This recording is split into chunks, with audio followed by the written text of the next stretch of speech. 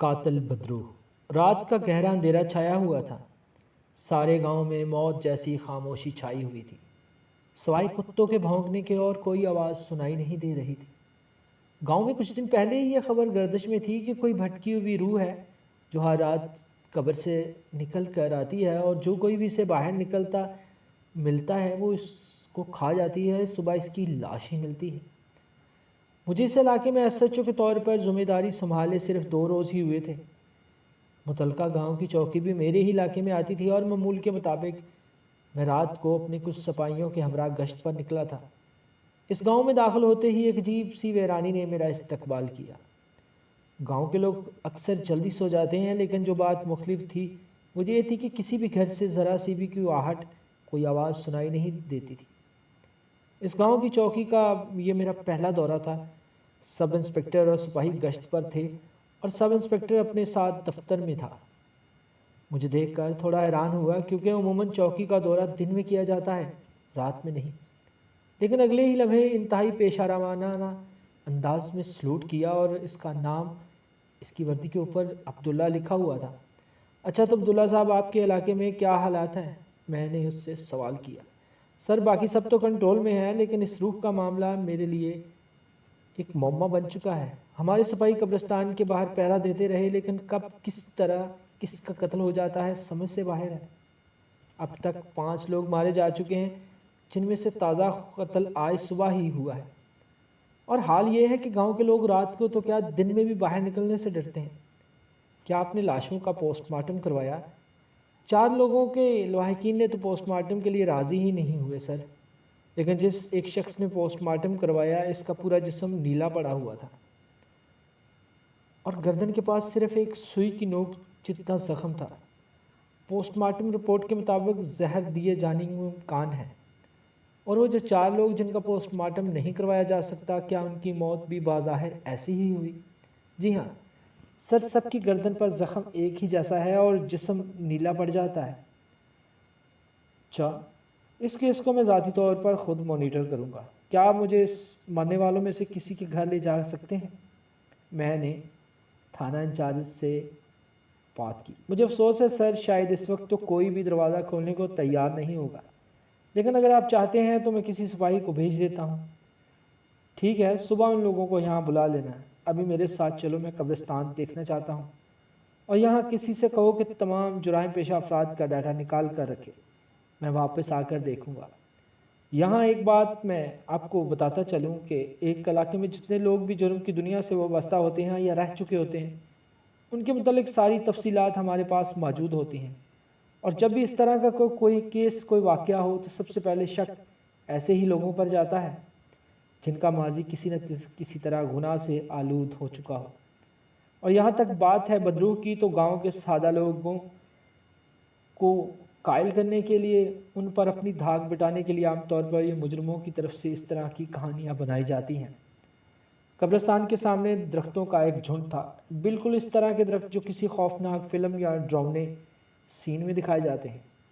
اور ان درختوں کے درمیان ہی وہ جگہ تھی جہاں آج صبح ہی ایک لاش ملی تھی، اور یہی راستہ آگے چل کر پکی سڑک سے ملتا تھا جو شہر کی طرف جاتی تھی۔ تو ہرگز ہر گزرنے والے کو قبرستان کے پاس سے ہو کر گزرنا پڑتا تھا۔ آج کی تاریخ کا مقتول شہر میں لکڑی کے کاروبار کے سلسلے میں گیا تھا، اور 2 مہینے بعد واپس آیا تھا، جو کہ یقیناً بس تاخیر سے ملنے سے یا دیر سے پہنچنے سے بدرو کا شکار ہو گیا۔ عبداللہ نے یہ سب قبرستان پہنچنے تک مجھے بتایا تھا۔ وہاں پہنچ کر دیکھا تو کرائم سین کو پیلی پٹیاں لگا کر بند کیا ہوا تھا۔ گزرے ہوئے ہفتے میں 3-4 دن بارش ہوئی تھی۔ پچھلے 2 دن سے موسم خراب تھا، پر زمین ابھی بھی گیلی تھی، جو کہ ہمارے لیے اچھی تھی، کیونکہ گیلی زمین پر کوئی نہ کوئی سراغ یقیناً مل جاتا ہے۔ قبرستان میری توقع کے برعکس بہت ہی صاف ستھرا تھا، جیسے اسے ابھی کوئی صاف کر کے گیا ہو، اور کافی بڑے رقبے پر پھیلا ہوا تھا۔ قبرستان کے اندر کافی پرانی قبریں بھی موجود تھیں، جو شاید تقسیم ہند سے پہلے کی تھی، اور بہت وقت گزر جانے کے بعد بھی خستہ حالی کا شکار نہیں تھی۔ وہاں کی مٹی کالے رنگ کی تھی۔ کوئی بھی شخص اس طرح کے پراسرار ماحول میں وہاں روحوں کے وجود کا قائل ہو سکتا تھا۔ باہر ٹارچ کی روشنی میں درختوں کے ساتھ الٹا لٹکا ہوا بہت سی چمگادڑیں نظر آ رہی تھی۔ یہ بات سمجھنے سے باہر تھی کہ ہر بار قتل ایک ہی جگہ پر کیوں ہو رہے ہیں۔ اگر کوئی قاتل 5 قتل کرتا ہے تو کم سے کم ہر بار ایک ہی جگہ کا انتخاب تو نہیں کرے گا۔ خیر اب صبح کا انتظار کرنا تھا تاکہ گاؤں کے لوگوں سے یہ تفتیش کی جا سکے کہ چوکی واپس پہنچے تو ایک سپاہی کے سلوٹ پر مجھے کچھ شک ہوا۔ اس کے ہاتھ کانپ رہے تھے۔ میں نے اسے اشارے سے دفتر میں بلایا۔ اس کا نام اکرم تھا۔ اپنے سپاہیوں سے براہ راست تفتیش نہیں کی جاتی، اس لیے میں نے کہا اکرم مجھے لگتا ہے میری کلائی کی گڑی قبرستان کے آس پاس کہیں گر گئی ہے، جلدی سے جا کر لے آؤ۔ وہ بکھلائی ہوئی آواز میں بولا سر وہاں تو روح ہے۔ روح کیا، وہاں تو بدروح ہے۔ اس لیے تو کہہ رہا ہوں کہیں روح میری گھڑی اٹھا کر نہ لے جائے۔ سر آپ کیا کہہ رہے ہیں؟ روحیں گھڑیاں نہیں پہنتی۔ تمہیں اتنا یقین کیسے ہے کہ وہاں کوئی روح ہے؟ وہ میری بیوی نہیں، گاؤں کے لوگ کہتے ہیں۔ تمہاری بیوی؟ اچھا تمہاری بیوی کہتی ہے کہ قبرستان میں بدروح ہے؟ جی وہ اس نے گاؤں کے لوگوں سے سنا ہے۔ اور گاؤں کے لوگوں کو کس نے بتائی یہ بات؟ مجھے بتاؤ ذرا۔ مجھے پتہ نہیں، پورے گاؤں میں یہی بات پھیلی ہوئی ہے۔ پیر صاحب نے آس پاس کے گھروں میں ہسارا بھی کھینچا ہے۔ میں سمجھ گیا کہ اب روح کا سراغ مجھے کہاں سے ملے گا۔ یقیناً اس کیس کی کڑیاں کہیں نہ کہیں جا کر اس پیر سے ضرور ملیں گی۔ اگلی صبح گاؤں کے لوگوں کو بلانے کے لیے انسپکٹر عبداللہ کو ساتھ لے کر میں خود مقتول کے گھر گیا۔ ایک گاؤں میں ایک کے بعد ایک 5 قتل ہو جانا معمولی بات نہیں تھی۔ گاؤں کی عورتیں چھتوں پر چڑھ کر پولیس کی سائرن بجاتی گاڑیوں کو دیکھ رہی تھی۔ ہر گھر کی کہانی ایک ہی تھی، مقتول کسی مجبوری سے گھر سے نکلا اور پھر اس کی لاش واپس آئی۔ سب کی گردن پر ایک جیسا زخم اور جسم نیلا ہو جانے کی اطلاع تھی۔ تازہ قتل ہونے والے شخص کے گھر پہنچے تو دروازے کے اوپر ایک سفید کپڑے میں لپٹا ہوا آلو لٹکا ہو رہا تھا، جس کے اندر بہت سے کانٹے چبھائے گئے تھے۔ یقیناً یہ بدرو کو بھگانے کا کوئی ہتھیار تھا۔ مقتول کے والد دروازہ کھولنے کو تیار نہیں تھے۔ ان کے خیال میں بدرو کے مسائل کو کوئی پیر فقیر حل کر سکتا ہے، نہ کہ کوئی پولیس افسر۔ ظاہر ہے کہ ہم زبردستی دروازہ نہیں کھول سکتے تھے، اس لیے واپس پلٹنے کا ارادہ کیا۔ چوکی پہنچ کر عبداللہ سے کہا پیر صاحب کو تھانے بلایا جائے۔ اس نے حیران ہو کر کہا سر آپ پیر صاحب کو وہاں بلائیں گے؟ کیوں، پیر صاحب کی توہین ہوگی اسے؟ نہیں میرا مطلب یہ نہیں تھا سر، گاؤں کے لوگ ان کے بہت عقیدت مند ہیں، اگر آپ انہیں یہاں بلائیں گے تو شاید مسئلہ ہو جائے گا۔ ٹھیک ہے کچھ دیر آرام کر لیں، پھر ہم خود پیر صاحب کے بارگاہ میں حاضر ہو جائیں گے۔ کیونکہ ساری رات گھومتے پھرتے گزری تھی اس لیے تھوڑی دیر آرام کیا جائے۔ شام کی چائے پی اور پھر میں پیر صاحب کے آستانے کی طرف چل پڑا۔ پیر صاحب کا ڈیرا گاؤں سے ذرا ہٹ کر تھا، عین وہاں یہاں سے جنگل کی حدود کا آغاز ہوتا تھا۔ وہاں کوئی عام آدمی ڈیرا نہیں بنا سکتا تھا۔ یہ بہت خوبصورت اور پکا گھر تھا جس کے 2 حصے تھے۔ ایک حصے میں شاید جانوروں کے باندھنے کی جگہ تھی، جبکہ سامنے سین میں ایک بڑا سا پیپل کا درخت تھا جس کے اوپر رنگ برنگے کپڑے لٹک رہے تھے۔ عبداللہ نے بتایا عام طور پر یہاں عقیدت مندوں کی بھیڑ ہوتی ہے، لیکن آج منگل ہے اور منگل کو پیر صاحب کسی سے نہیں ملتے۔ ہر آستانے کی یہاں بھی کچھ چیلے موجود تھے، جیسے ہر آستانے پہ ہوتے ہیں، جو پہلے تو ہمارا راستہ روکنے کے لیے آگے بڑھے، لیکن عبداللہ کے ہاتھ میں پستول دیکھ کر پیچھے ہٹ گئے۔ لیکن پھر بھی جوتے اتار کر ہم پیر صاحب کی بارگاہ میں حاضری کے لیے پیش ہوئے۔ موکل ناراض ہوتے ہیں کا بیان دے دیا۔ ہم اندر داخل ہوئے تو پیر صاحب نظر آئے، ادھیڑ عمر، لمبی سی داڑھی، ہاتھوں میں تسبیح، سیاہ لباس پہنے زمین پر بیٹھے شاید کو وظیفہ پڑھ رہے تھے۔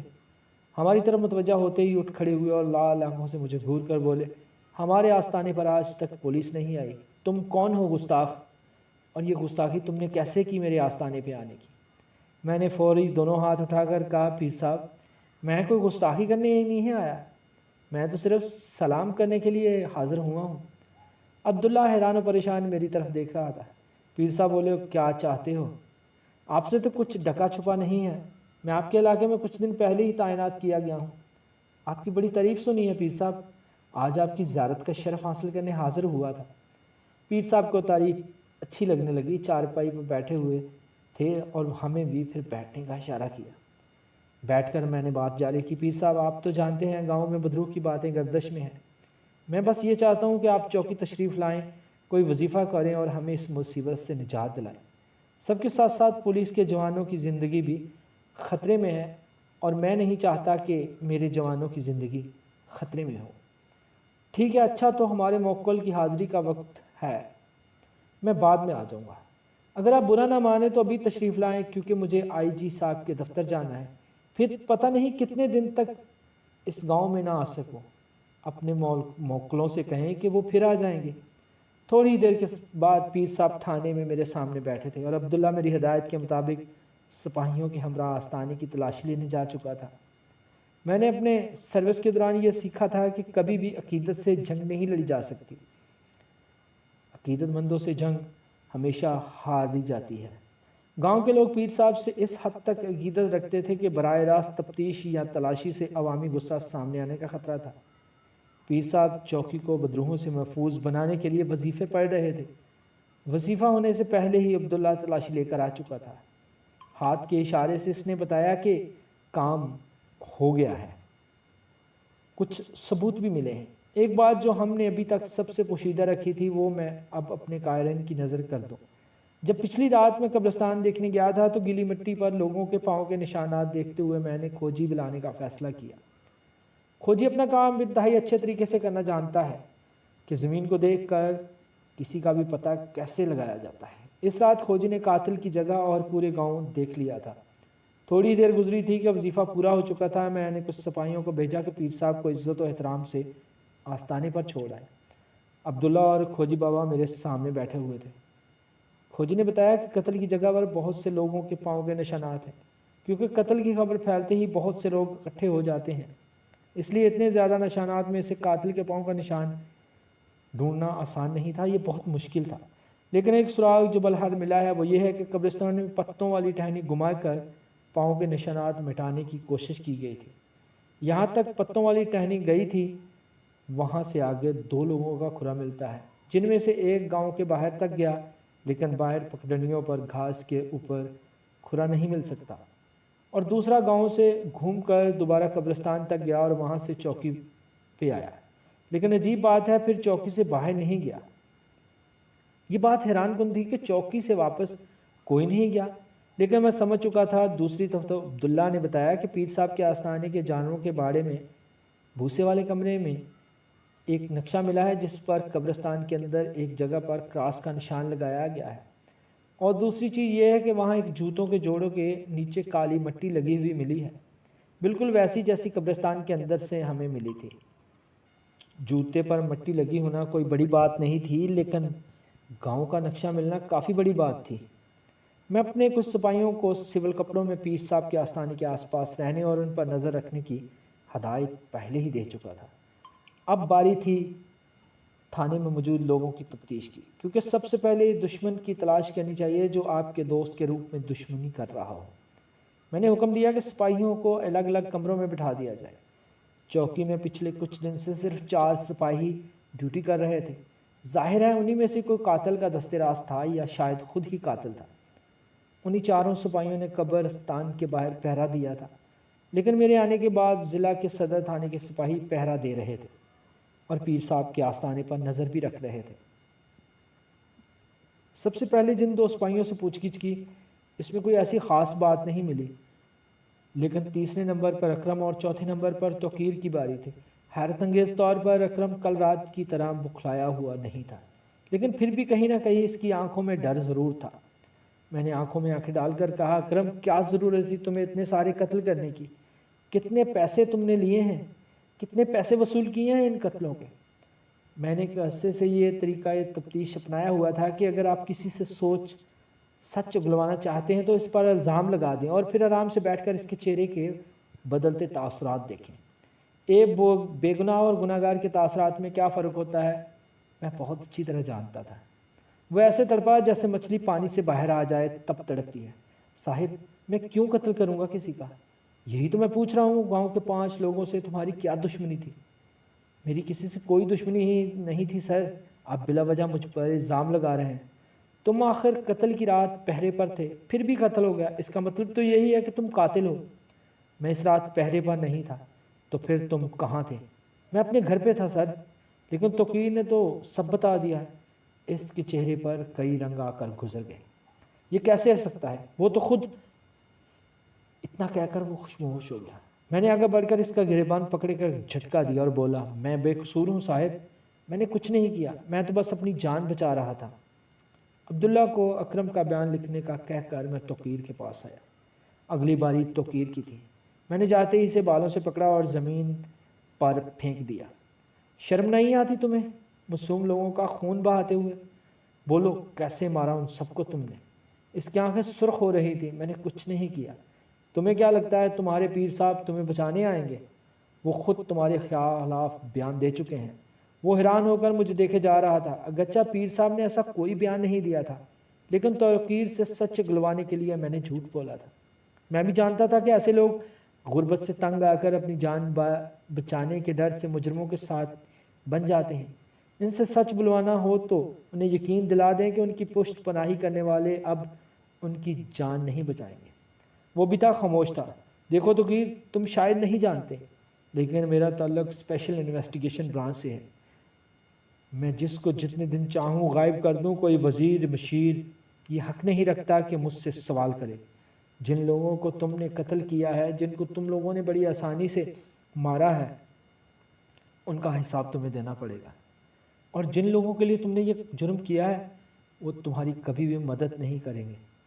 سر میں نے کسی کو نہیں مارا ہے، لیکن سر میں ایک بات جانتا ہوں کہ ان کو قتل کس نے کیا ہے۔ ہاں سر میں جانتا ہوں یہ قتل کس نے کیا ہے۔ پیر صاحب کے آستانے پر رہنے والے ان کے ایک چیلے نے۔ اگلے کچھ لمحے میں توقیر کا بیان بھی ریکارڈ کیا جا چکا تھا۔ توقیر اور اکرم کے بیان ملتے جلتے تھے۔ دونوں نے ہی قتل ہوتے دیکھا تھا اور قاتل کو بھی۔ اس کے بعد دونوں کو قاتلوں کی طرف سے دھمکایا گیا۔ شاید قائرین کو یہ یاد ہوگا کہ میں نے اگلے دن تمام جرائم پیشہ افراد کی مکمل تفصیل طلب کی تھی۔ اس میں بھی کچھ ہولناک انکشافات سامنے آئے تھے۔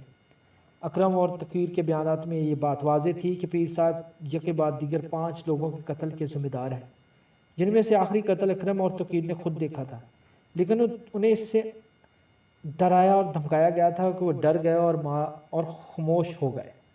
اب پیر صاحب اور ان کے حواریوں کو پکڑنے کے لیے جال بچھانا ضروری تھا۔ جن 2 سپاہیوں نے قتل ہوتے دیکھا تھا وہ اس ظلم کی وجہ نہیں جانتے تھے، اس کام کی وجہ نہیں جانتے تھے کہ یہ قتل 5 کیوں ہوئے۔ ہمیں انتظار کرنا تھا۔ اگلی 4 راتیں خاموشی سے گزر گئی۔ کوئی ہلچل نظر نہیں آئی۔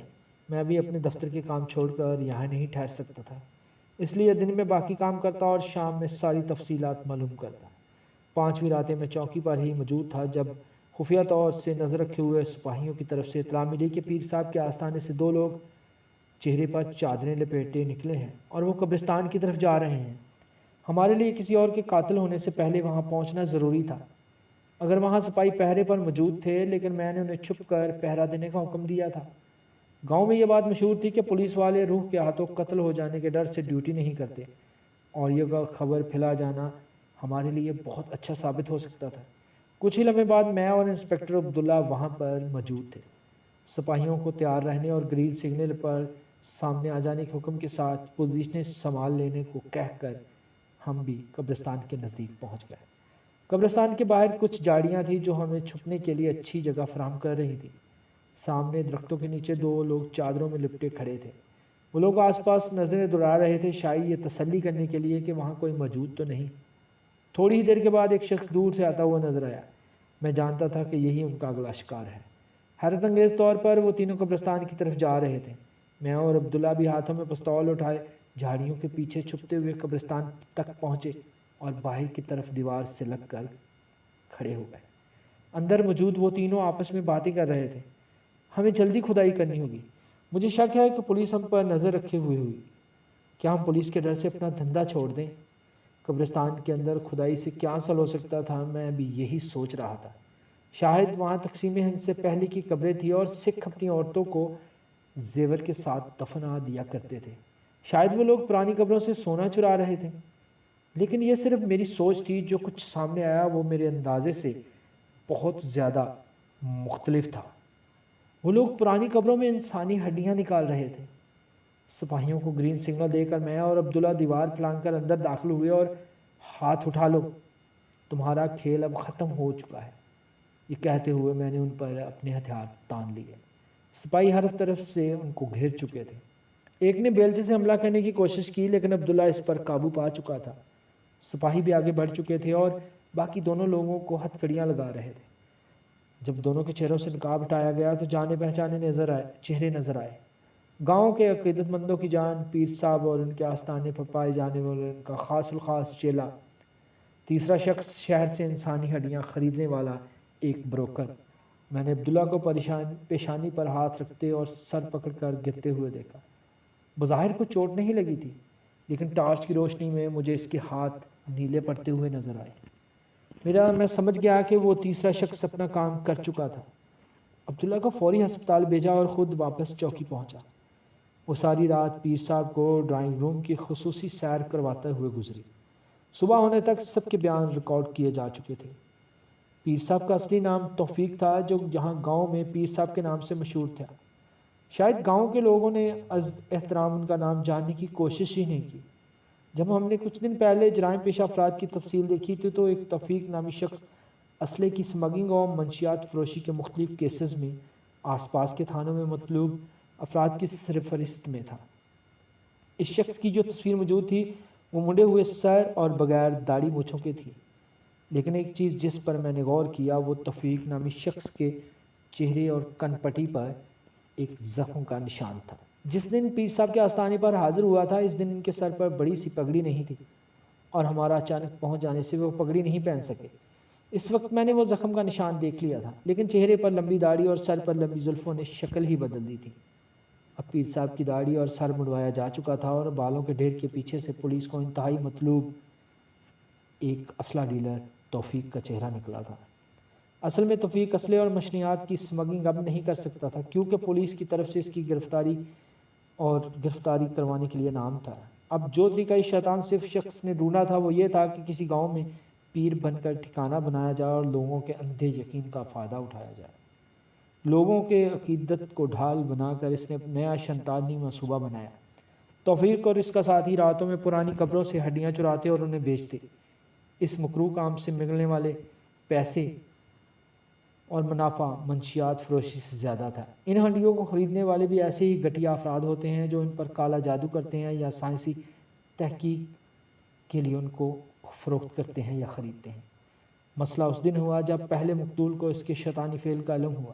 اس سے پہلے کہ وہ پولیس کو خبر کرتا جعلی پیر صاحب نے اس کا کام ہی تمام کر دیا۔ قتل کے بعد پیر صاحب مقتول کے گھر گئے اور لوگوں کو قبرستان سے نکلنے والی روح کی کہانی سنائی، جو لوگوں کی گردن سے خون پی جاتی ہے، جو کہ اصل میں پیر صاحب کا ہی کام تھا۔ وہ زہر کی سوئی چبوتا اور کچھ ہی لمحوں میں جسم سے پھیلتا ہوا زہر انسان کو بے ہوش اور بے ہوشی سے پھر موت کی وادی میں لے جاتا۔ گرفتاری کی رات عبداللہ کے ہاتھ پر بھی ایسی ہی ایک زہریلی سوئی چبوئی گئی تھی، لیکن اس کو وقت پر ہسپتال پہنچایا گیا۔ ڈاکٹروں کا کہنا تھا کہ وہ اس طرح کا زہر ہے جو سانپ کے کاٹنے کا ہوتا ہے۔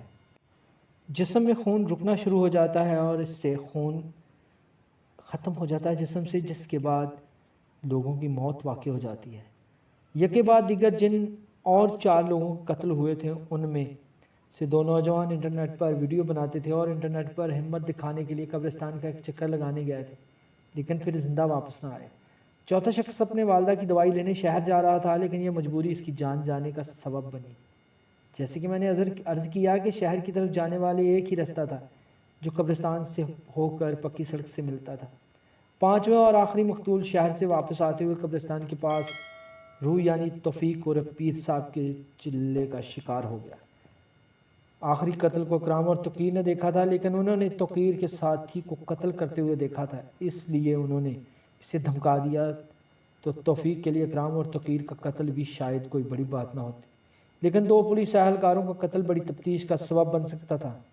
پھر گاؤں والوں کو تو روح کی کہانی سنائی جا سکتی تھی، پر پولیس کو نہیں۔ اور یہ لوگ سفید کپڑے میں آلو لپیٹ کر اس میں کانٹے چبو کر لوگوں کو دیتے کہ یہ آلو دروازے پر لٹکا دو تو روح نہیں آئے گی۔ یہ اس زمانے کے بھولے لوگوں کی داستان تھی۔ ناظرین، یہ ایک سچی کہانی ہے جو یقیناً آپ کو پسند آئی ہوگی۔ اگر پسند آئی ہے تو کہانی کو لائک کریں، شیئر کریں، اور اگر ابھی تک آپ نے چینل کو سبسکرائب نہیں کیا تو چینل کو سبسکرائب کریں تاکہ ہر نئی آنے والی ویڈیو کا نوٹیفیکیشن بر وقت آپ کو مل سکے۔ ملتے ہیں انشاءاللہ اگلی کہانی میں۔ اللہ حافظ۔